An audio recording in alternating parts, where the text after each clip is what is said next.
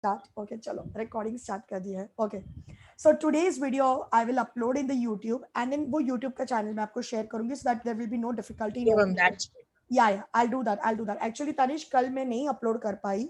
Okay, my net was completely down. तो आज problem. सुबह मैंने फटाफट और safer side के लिए मैंने Google Drive पे डाल दिया so that I can share it with you all. Okay. Yeah, I'm so sorry for today, but आज का lecture आपको proper time पे मिल जाएगा. All right. So guys, let's see the S phase now. Second phase. Are you ready? G1 और G0 में किसी को doubt? Anyone? G1 and G0 में किसी को डाउट है?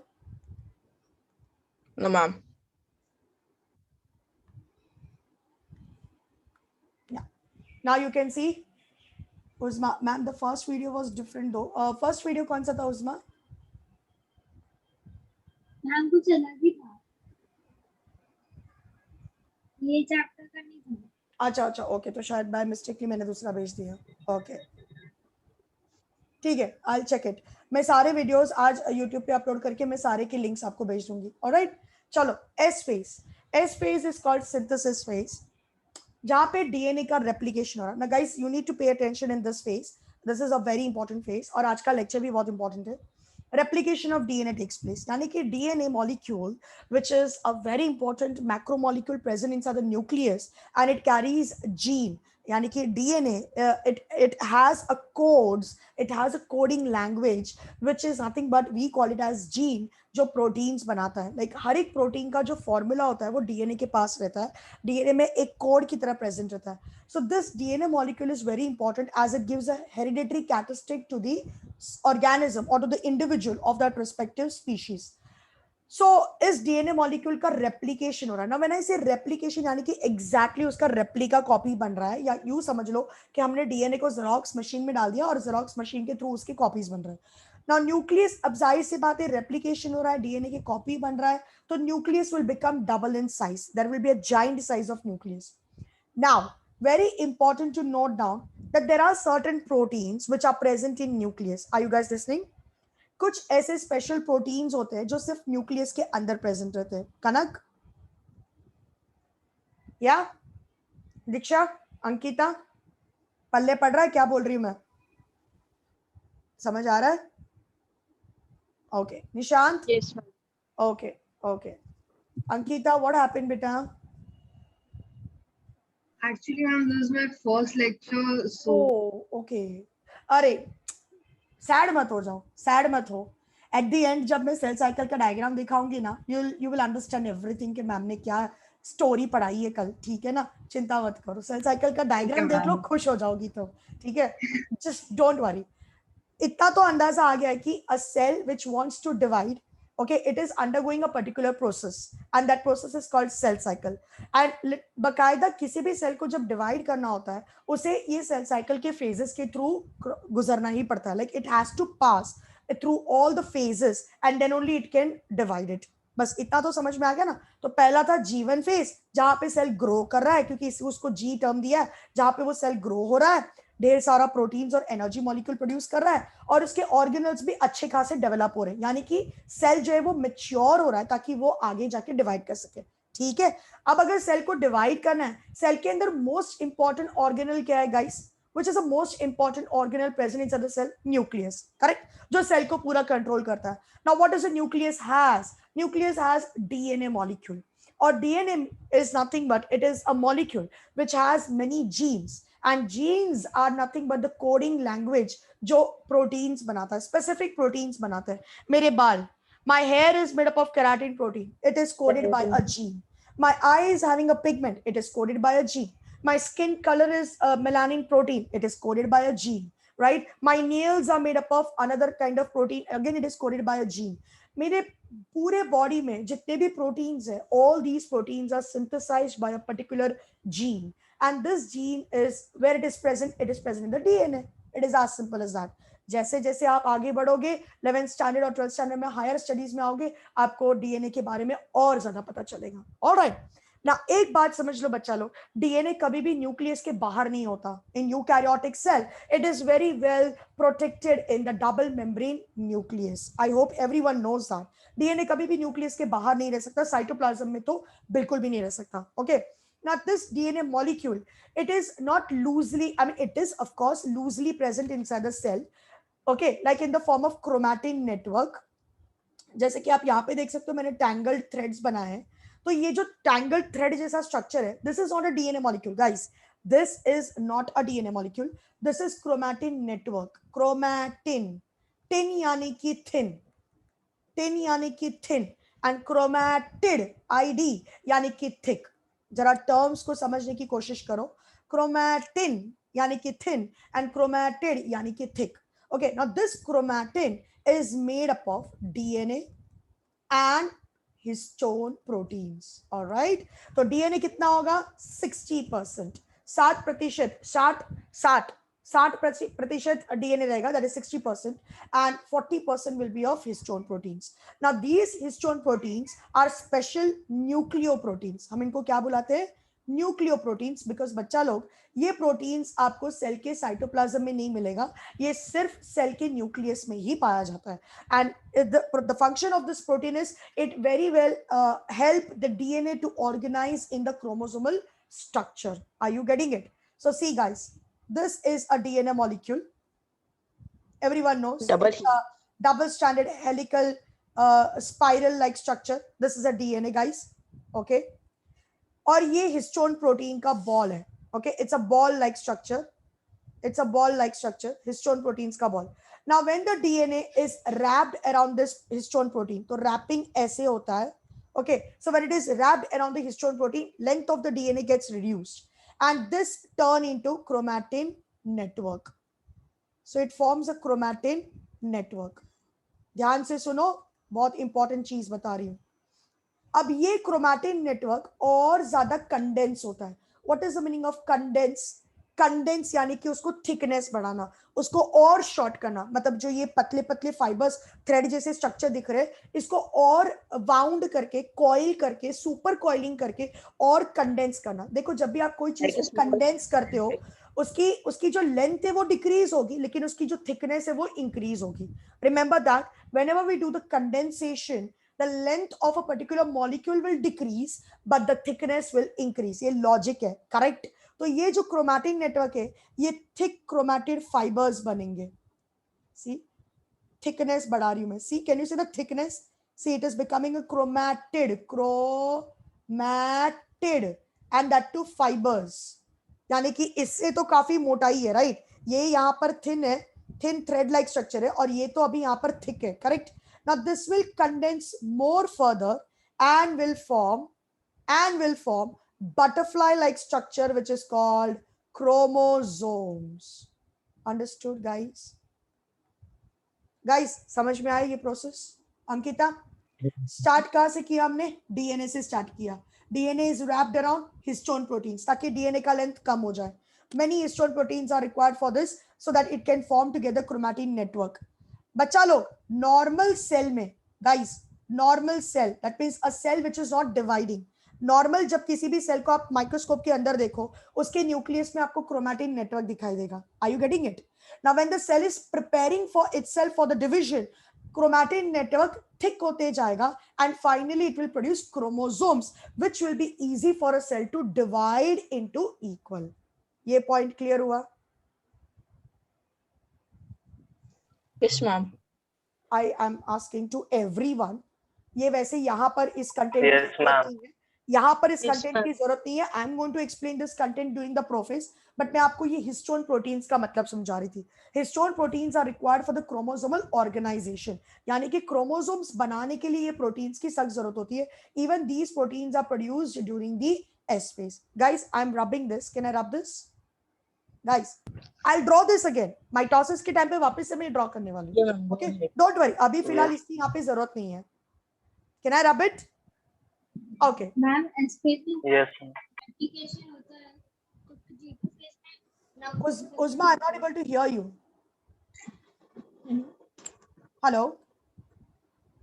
हेलो मैम, हाँ बच्चा बोल. एसपीएस में एप्लीकेशन होता है तो फिर जी2 फेस में तो डबल होना चाहिए ना number of DNA. I'm coming to that. Very good question. Very good question Uzma has asked. Guys, pay attention. Histone proteins are required for the chromosome formation. This point everyone has to concentrate. अब आ रहा है आपका असली concept. अब आपको feeling आएगी कि हम कुछ पढ़ रहे हैं नीट के लिए भाई. है amount of DNA per cell doubles but the chromosomal number remains same. Guys, a very tricky point. DNA का अमाउंट डबल हो रहा है बट क्रोमोसोम का नंबर सेम रह रहा है. एग्जाम्पल के तौर पे if DNA is 20 then it will double to form 40. But अगर क्रोमोसोम 20 है तो क्रोमोसोम 20 ही रहेगा even after the DNA replication. ये कैसे पॉसिबल हुआ बताती हूँ. आपने क्वेश्चन में डाला था आई नो, टेस्ट में I similar. No, I know, I know. अभी ध्यान से सुनो everyone please listen to this. Chromosomes before replication यानी कि जब सेल G1 फेज में होता है. ध्यान से सुनना. when the cell is in a G1 phase, G1 normal phase, growth phase में, each chromosome is having single chromatid.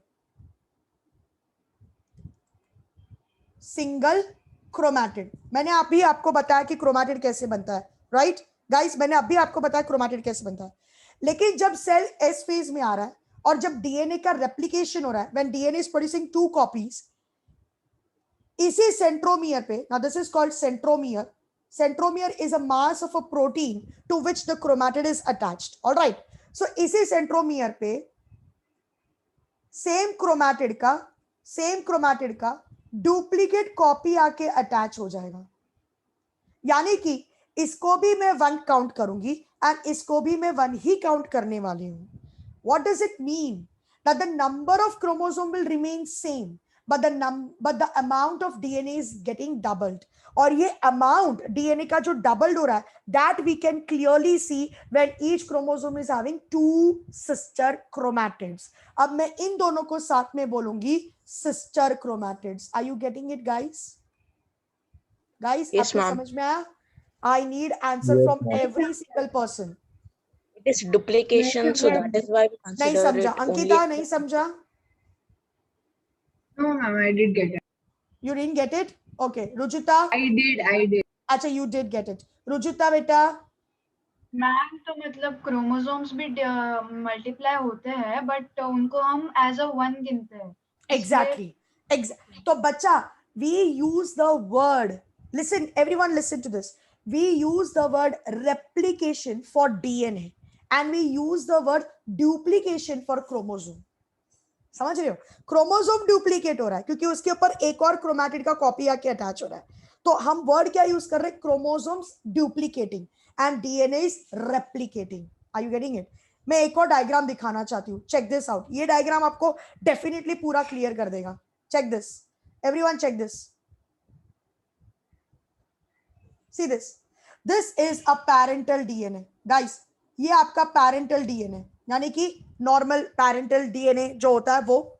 Now when this DNA is replicating in producing 2 copies, आप देख सकते हो 2 कॉपीज बन रहा है. ब्लू कलर का strand separate होके each blue strand is producing yellow strand, new one. Each this DNA is forming chromatid. Check it out. Each this DNA is forming chromatid and both these chromatids are attached to a single centromere. So I am going to count this entire chromosome as 1 and before replication also it is 1 only. यानी कि अगर cell में 20 chromosomes हैं तो after S phase, guys, after S phase it will be 20 chromosome. लेकिन number of chromatids कितना हो जाएगा guys? Number of chromatids कितना होगा? डबल यानी कि 40. समझा? Did you understand? Yes, ma'am. ये देखो, before S phase each chromosome is having single chromatid. तो यहां पर chromatid कितना है? Chromatids are equal to 20 and chromosomes are also 20. After S phase chromosomes are 20 but chromatids are 40.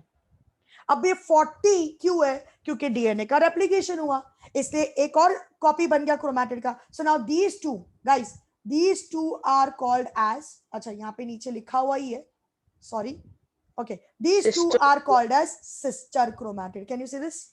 These two are called as sister chromatids. मतलब एक का ट्वाइनिंग है ये, एक का ट्विनिंग है ये. यानी कि एक क्रोमैटिड का ये एग्जैक्टली डुप्लीकेट कॉपी है। और ये डुप्लीकेट कॉपी कैसे बना? डीएनए के रेप्लिकेशन की वजह से। Are you understanding?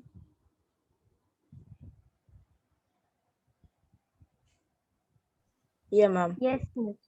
ये point, Chromatids replicate and DNA duplicates. Chromosome duplicates, DNA replicates. Yeah, got it. Chromosomes duplicates. Okay. So suppose guys, आज के क्वेश्चन ये था कि डीएनए अगर 2C है एंड क्रोमोसोम्स अगर 2N है, तो after replication, I mean after S phase क्या होगा? After S phase DNA will be, after S phase DNA का अमाउंट कितना हो जाएगा guys? 4C, very good, very good. और क्रोमोसोम कितना रहेगा? 2N. Very good, fantastic, super. और क्रोमैटिड्स कितना रहेगा? चलो वो भी बता दो, क्रोमैटिड्स कितना हो जाएगा? 4S. 4N। क्रोमैटिड्स 4। बच्चा लोग, क्रोमोसोम्स को काउंट करने के लिए हम स्मॉल n का इस्तेमाल करते हैं। डीएनए का काउंटिंग, डीएनए का अमाउंट आइडेंटिफाई करने के लिए हम लोग स्मॉल c का इस्तेमाल करते हैं। रिमेंबर दिस, हाँ, ये हमने एवे इंडिकेशन नहीं डाला है। Okay, these are the abbreviations that you have to remember. Small n means number of chromosomes in the nucleus. Small c means amount of DNA inside the nucleus. Is that clear?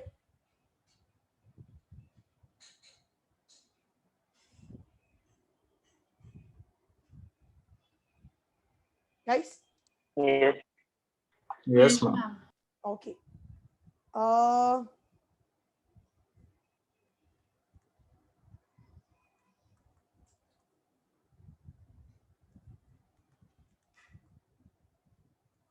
Human cell is always diploid. Diploid का मतलब होता है 2N. That means we have two sets of chromosomes. We have two sets of chromosomes. And those Yes. two sets of chromosomes together count करेंगे तो 46 होता है, यानी कि 23 pairs होता है। 23 pairs यानी कि 2 sets. Okay, that's why we are diploid. जब S phase होगा, after S phase, are you guys, after Yes, S phase, yes. after S phase, chromosome number will be 46. 46, yeah. Yes, absolutely. But chromatids will be Chromatids would be 4N. 92. 92. Yeah. 46 4 का times. 92. four- Yes, yes. Okay. Okay. Yeah. 92. 46 का double हो जाएगा ना बेटा? 46 का double हो जाएगा ना Yeah. क्रोमैटिड्स? क्रोमैटिड्स का नंबर डबल हो जाएगा। तो यहाँ पर क्रोमैटिड्स कितने थे बिफोर एस फेज? यहाँ पर क्रोमैटिड्स 46 थे। ओके, जब डीएनए का रेप्लिकेशन हुआ,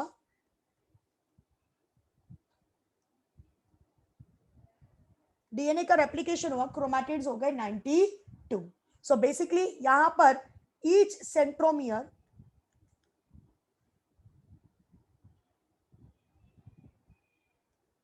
okay, so I'll write down each centromere has single chromatid,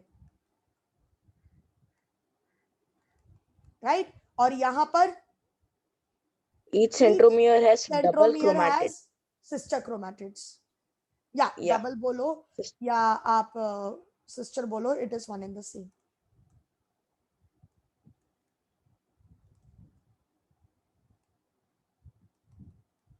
right? तो क्रोमैटिड का अमाउंट तो डबल हो रहा है, बट ये पूरा स्ट्रक्चर को हम क्या बुलाते हैं बच्चा लोग? हम इस पूरे स्ट्रक्चर को क्या बुलाते हैं? ये पूरे स्ट्रक्चर को हम क्या बुलाते हैं? We call it as chromosome. तो क्रोमोसोम तो मेरा सिंगल ही काउंट होगा ना? ये सुनो, क्रोमोसोम तो मेरा सिंगल ही काउंट होगा। Got it? ये पॉइंट क्लियर हुआ या नहीं हुआ? मुझे वंस एंड फॉर ऑल बोलो सब लोग। Nishant? Yes, ma'am. Cleared. Rujuta? Yes, ma'am. Ankita? Yes, Yeah. I'm clear. जील बेटा? Yes, ma'am. अंकिता हाँ. एकदम क्लियर ना? हाँ, ओके। दीक्षा, उज्मा, किशन, कनक, निदा, सिमरन? Yes, ma'am. Clear, miss. परी, Clear now. क्योंकि ये बहुत Yes, miss. ये बहुत इंपॉर्टेंट है। ठीक है, ठीक है, चलो कॉपी कर लिया आप लोगों ने, बढ़िया सा कॉपी कर लिया। ये कॉपी कर लो, कॉपी कर लो, take your time, take your time, आराम से कॉपी करो, बहुत इंपॉर्टेंट है, बहुत। जो जो चीजें लिखी है ना, छोटी छोटी चीजें, ये आप लोग को बहुत हेल्प करेगा।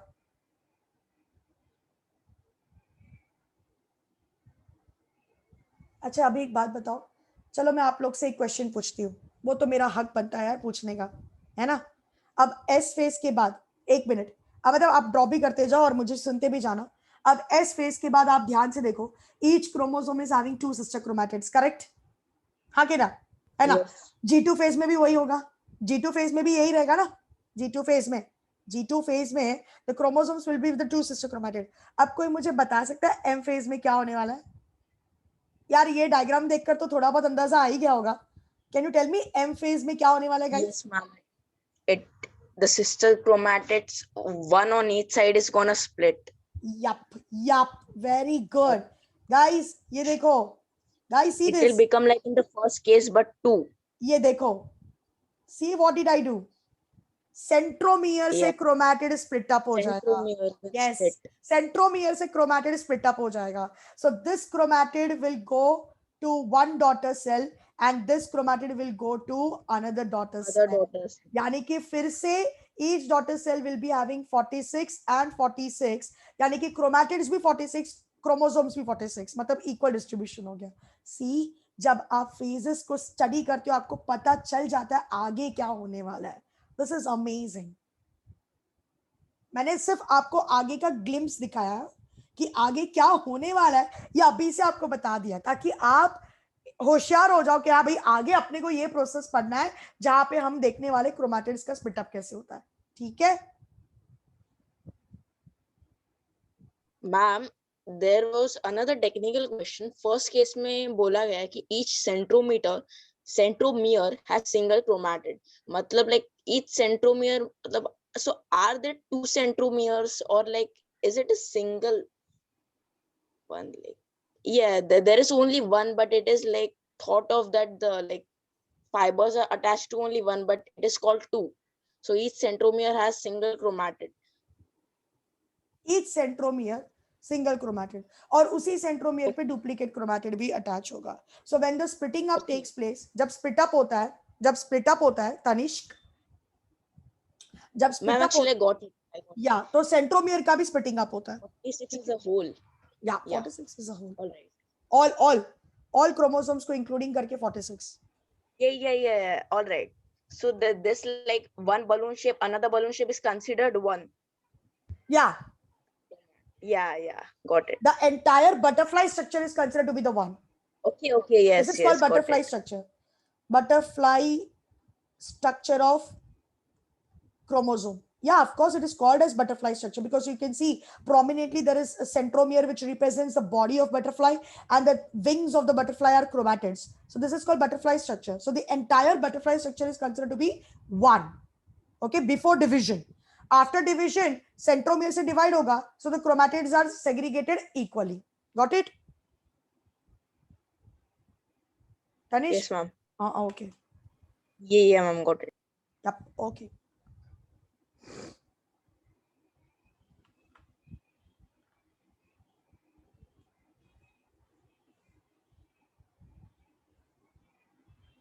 संचय, तनिष, प्लीज अपना कैमरा ऑन करो।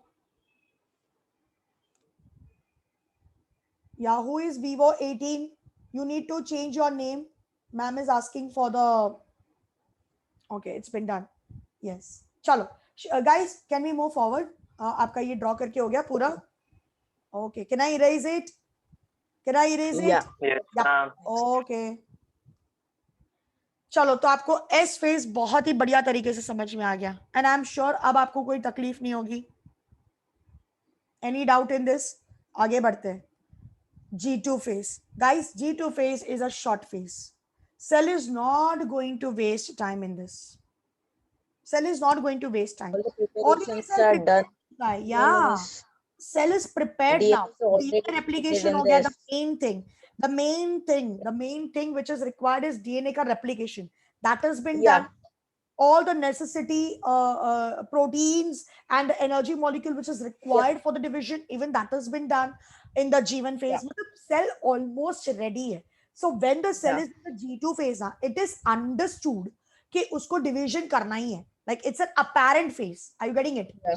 Apparent समझते हो ना? Oh, okay. Apparent phase, yeah. Yeah, This apparent. question was also in the test also. Yeah, apparent stage.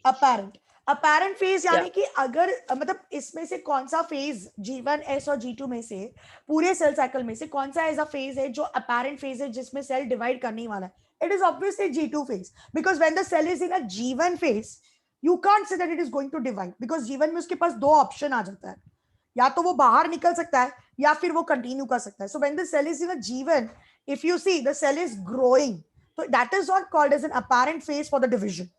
S phase में DNA का replication हो रहा है, तो even that is also not considered to be the apparent phase, क्योंकि अभी तो सिर्फ DNA का replication हो रहा है. Apparent phase किसको कहा जाएगा? The apparent phase for the division. Apparent phase for the division यानी कि G2 phase, कि मतलब सेल G2 phase में तो ये confirmed है कि वो अब next division करेगा. Are you getting it? इसलिए इसको हम कहते हैं pre-mitotic gap phase. Got it? Thumbs up देना please. Okay. Thumbs up देना everyone. Pari, Kishan, Jeel, thumbs up. All right. चलो. So it is a final preparation of M phase. Final preparation हो रहा है.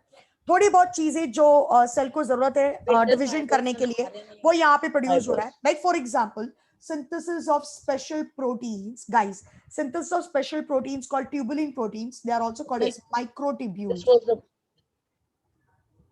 हाँ तनिष्क बोल बेटा. तनिष्क बोल.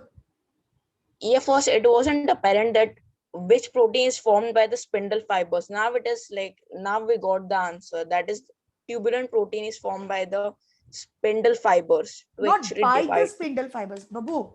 Not by the spindle fibers. Tubulin proteins, they make spindle fibers. Tanish. Okay. Spindle fibers are made up of. Guys, spindle fibers are made up of tubulin proteins. Okay, and tubulin proteins को हम microtubules भी बोलते हैं. The another terminology for the tubulin protein is microtubules. Okay, now these tubulin proteins are highly elastic. Yes, they're highly elastic and contractile. Yes, contractile. यानी कि अच्छा खासा contraction और रिलैक्सेशन करते हैं ये प्रोटीन्स, इलास्टिक रबर बैंड की तरह अच्छा खासा कॉन्ट्रैक्ट और रिलैक्स होते हैं. तो इनका ये जो स्ट्रेचेबल प्रॉपर्टी है ना, इसी प्रॉपर्टी का सेल यूज कर रहा है for splitting up the two chromatids. Are you understanding that? Cell इसी प्रॉपर्टी का इस्तेमाल कर रहा है for splitting up the two chromatids. ठीक है, तो ये ट्यूबुलिन प्रोटीन्स यहाँ पे G2 फेज में प्रोड्यूस होता है. And even RNA is also synthesised. So guys, protein and RNA are synthesized in both G1 and G2 phase. ये याद रखना. Proteins and RNA are synthesized in both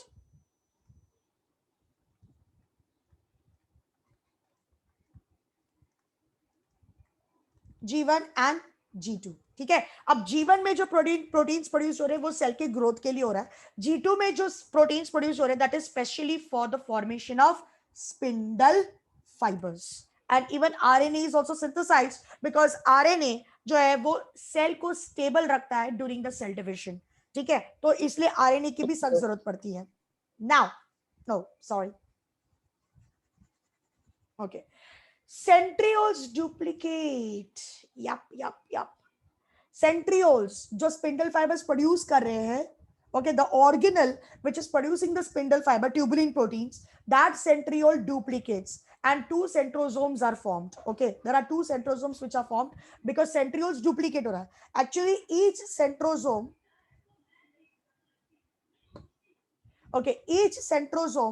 has one centriole. ये centriole है. So अंदर वाला जो है वो centriole है and this is centrosome.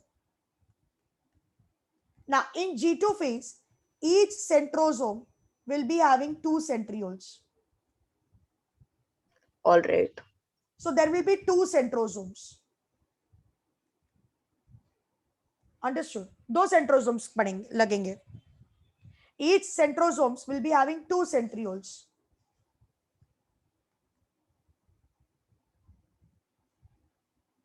So now you require two centrosomes. Understood, guys? Yeah, ma'am. So are they gonna split in two again? Yes. No, no, no, no, no, no. Oh. No, no, no, no. Oh. अब ये separate होगा, दोनों centrosomes आपस से separate होंगे, दोनों centrosomes आपस में सेपरेट होंगे गाइस. ये जो दोनों सेंट्रोसोम्स हैं जिसमें एक सेंट्रोसोम में दो सेंट्रियोल्स आपको दिख रहे हैं, both the centrosomes will start moving opposite to each other. धीरे धीरे धीरे अपने से दूर जाएंगे वो. Are you getting it? Oral cavity formation. कौन सा cavity formation? Oral cavity. What is that? In the paramecium diagram, it was said. Mhm. Okay, never mind that. That is a different concept, Tanishka. Okay. Okay, guys, after G2 phase, cell is entering into M phase. Yani ki now the cell is completely prepared with its all the